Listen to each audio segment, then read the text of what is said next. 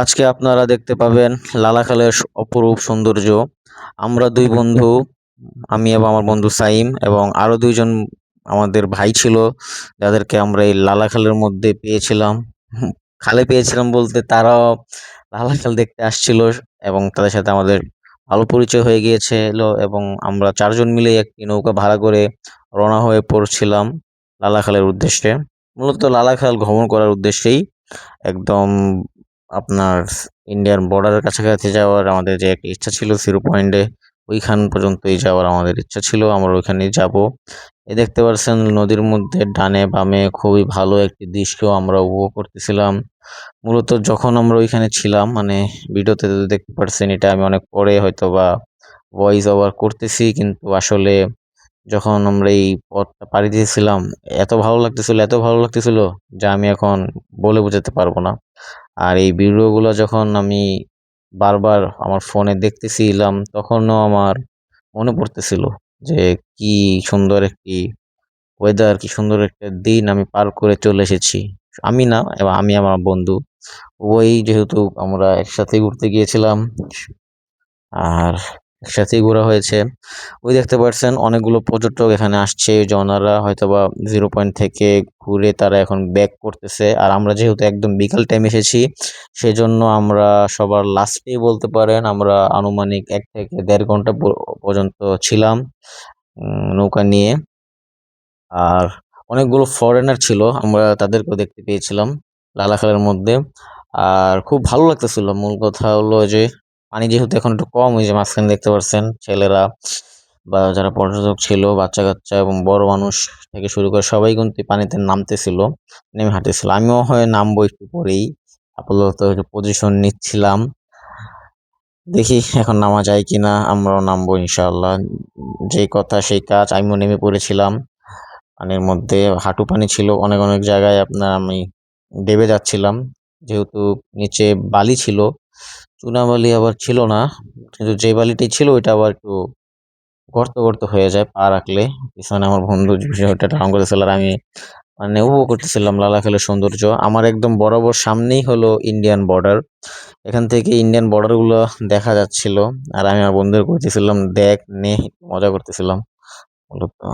আর আমার হাতেও ফোন ছিল, ফোন দিয়েও আমি কিছু ভিডিও করেছি, হয়তো বা ওগুলি আমি সিঙ্গেল সিঙ্গেল ছাড়বো কিছুদিন পর, আর কিছুদিন পর ছাড়বো। আলহামদুলিল্লাহ, মূলত ঘুরলে মন শান্তি থেকে। পানির নিচে দেখছেন কত ফ্রেশ একটা এয়ার। পানির নিচে আপনাকে দেখানোর উদ্দেশ্যটাই হলো যে মানে কি পরিমাণ ফ্রেশ পানি। লালাখালের পানি অনেক ফ্রেশ, মানে এই পানি মূলত খাওয়াও যাবে, কিন্তু আমরা খাই নাই, যেহেতু আমরা এক জায়গা থেকে ভিজে গিয়েছিলাম। বৃষ্টি হয়েছিল আগে, আর আমরা যেতে বৃষ্টিটা শেষ হয়ে গিয়েছিল, এই কারণে বিকাল টাইমে আমাদের ঠান্ডাও লাগতেছিল।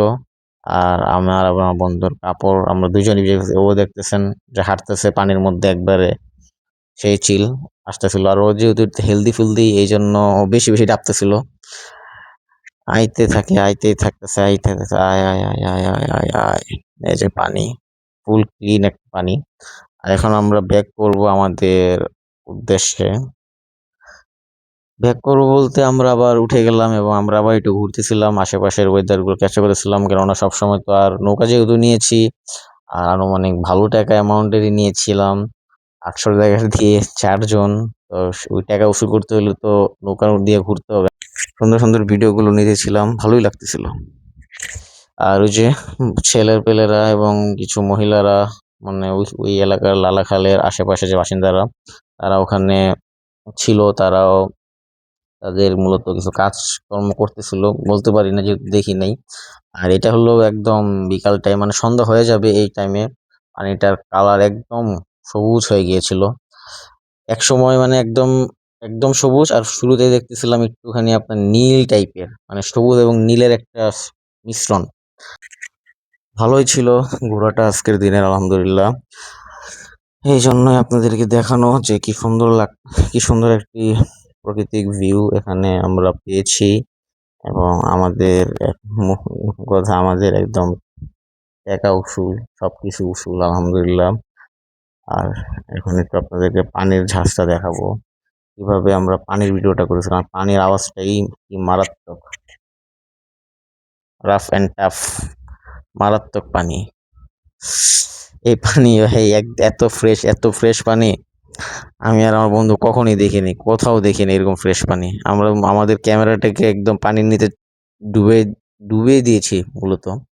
হয়তোবা আরেকটা ভিডিও দেখাবো যেখানে আমরা ক্যামেরা একদম পানির নিচে নিয়ে গিয়েছিলাম। তারপরও মানে একদম ক্লিন, মানে আন্ডার ওয়াটার এত ক্লিন, এটার ভিউ আপনারা হয়তো সামনে দেখতে পাবেন।